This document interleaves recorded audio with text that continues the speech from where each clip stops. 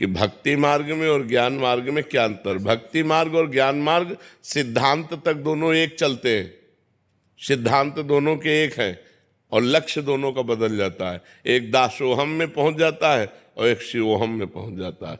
सोहमस्मिति वृत्य खंडा, मैं वही परमात्मा हूँ, ज्ञान मार्ग में अनुभव होने लगता है अहम ब्रह्मास्मि।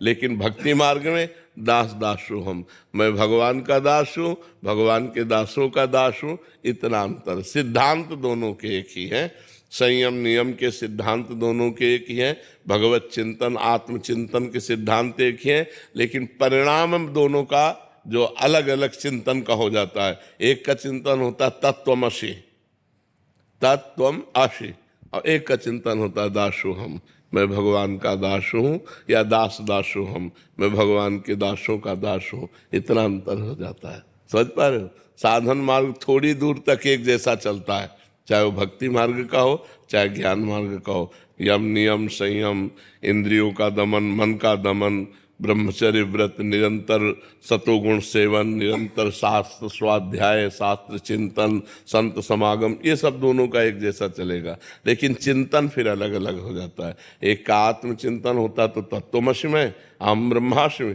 और एक का दास दासोहम, मैं भगवान का दास हूँ, भगवान का सखा हूँ, भगवान हमारे मित्र हैं।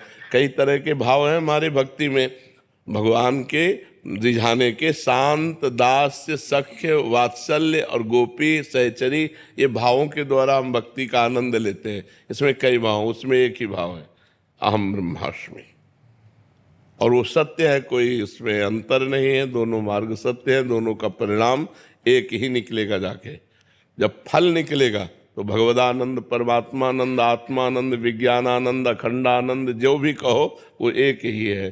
जैसे घाट अलग अलग है, यमुना स्नान एक ही है, यमुना जी एक ही है।